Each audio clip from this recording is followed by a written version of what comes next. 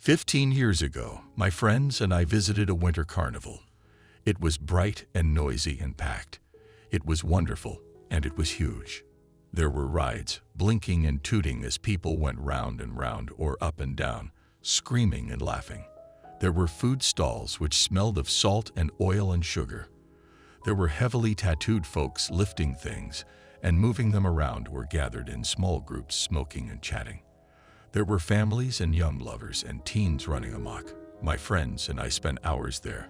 4 20-somethings looking at the kishy things the carnies were hawking, eating until we were almost sick, and riding rides until we actually got sick. It was heaven. Late in the evening, as we wandered the grounds, Susan stopped suddenly and held her arms out to the sides, stopping us as well.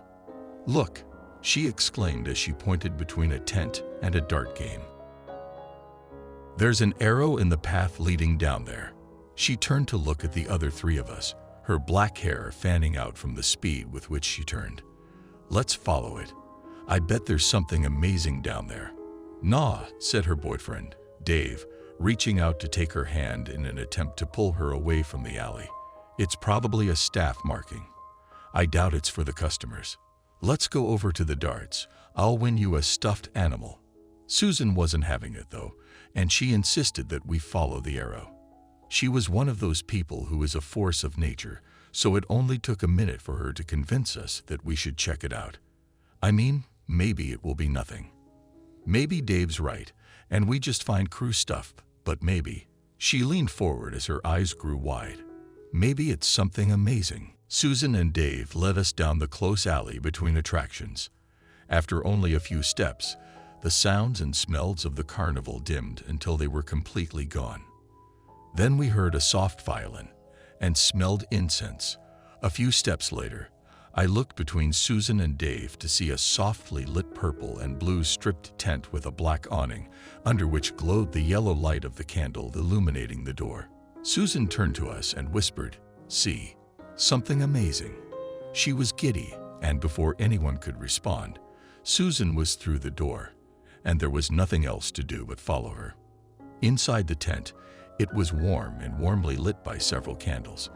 In the center of the tent was a low table covered in a cloth which matched the tent.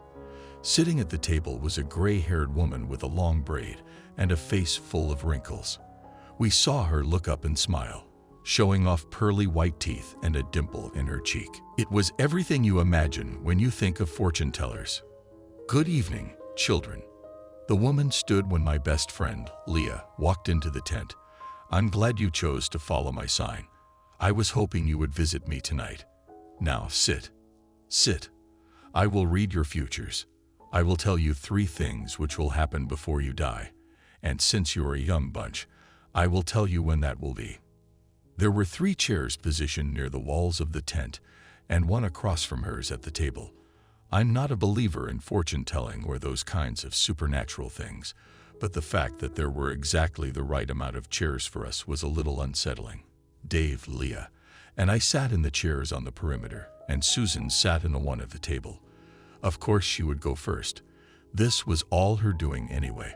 We watched intently as the fortune teller pulled out a thick deck of cards and asked Susan to cut the deck and then choose a card. "Oh, you picked the princess. A very good avatar. I think your future will be bright." As she read the cards, the fortune teller spoke of a broken heart, a beloved child, and a large sum of money. I listened with a small smirk because the predictions were so generic and positive. This woman put on a good show, but no one knows the future. Then she told Susan the date of her death, July 19, 2019. Susan nodded and thanked the woman, commenting that she hoped the money came before the baby as she took Dave's seat and he walked to the table to hear his fortune. The fortune teller looked him over and then held out her bony hand, inviting him to place his hand in hers. She lifted the glasses, which had been hanging around her neck, and slid them onto her ears as she leaned over his hand and nodded. She told him that his lifeline was strong, but his love line was short. She looked up into his eyes with sympathy as she told him that he would find a fulfilling job working with his hands, would escape death once, and would die with a broken heart. His expiration date was November 3rd, 2020. I saw pull a piece of paper out of her purse and write something down as Dave walked back to Leah, switching places with her. She whispered, "I wonder what generic thing she'll tell me," and then swaggered to the table where she sat as the fortune teller sat stirring whatever was in the mug beside her. The fortune teller asked Leah to hold the mug between her hands in the center of the table as she looked into it. I assumed, and Leah later confirmed, that it was tea and the fortune teller was reading leaves in the beverage. Oh. A smile slid up the fortune teller's face as she stared into the mug. "No babies for you, which is what you want, eh? You will travel all over the country and you will be happy." She looked up into Leah's eyes. "I know you won't believe me, but you will be very happy until March 12, 2022. Leah sucked in a breath and then stood to trade places with me. I remember thinking that all of this was very well done, but that it couldn't be real as I walked to take my seat across from the woman who asked me to put my head down on my arms on the table so that she could touch my head. I complied, thinking this was odd, and then a shiver ran down my spine as I felt her fingers slide into my hair and trace slowly over my scalp. I heard my friends as they changed position, probably leaning forward to hear what my fortune would be as she began to speak softly. "You will achieve your dreams. 3 babies." She paused as his fingers continued to move. "A loving husband, and you will be a teacher until..."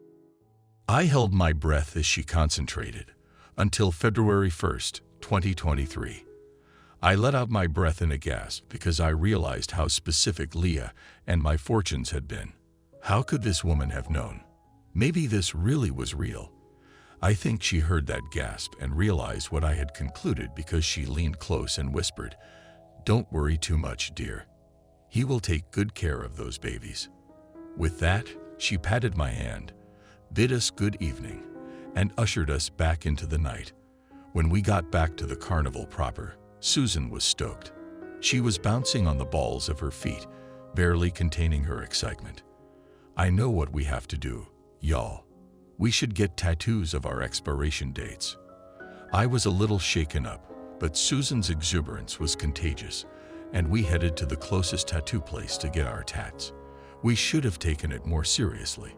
Since then, I have stayed in my hometown, living the beautiful life of my dreams as I watched my friends live the lives the fortune teller predicted.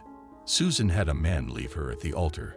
Another joined her there before giving her a beautiful girl whom she named after me. And then she won the lottery. She used some of the lottery money to buy a trip to Hungary to see where her ancestors came from.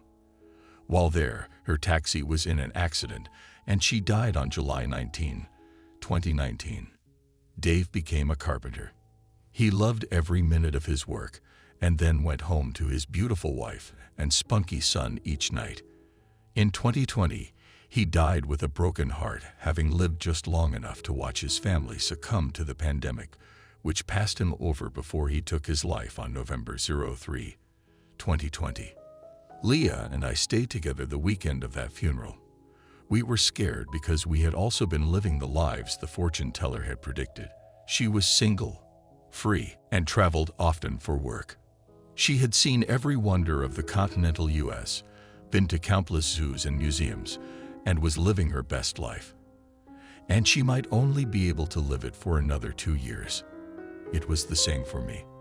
I had 2 children and another on the way, a husband who loved me passionately, and a classroom which brought me joy every day. We racked our brains to try to remember the name of the carnival or the name of the fortune teller, thinking we would go back to her and see if she could help us somehow.